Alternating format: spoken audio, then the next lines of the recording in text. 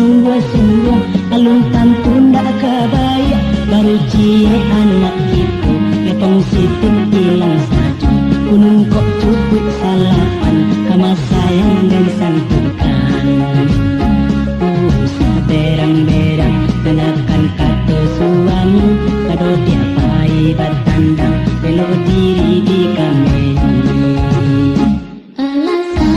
Alasan bisa dicari-cari, kok bosan, katakan saja kini. Karena itu jabatan udah mulai hilang. Apa sekarang mana tiap hari dengan manggaya sekolah di guru pulang. Banyak orang banyak kok katakan elok batari cara.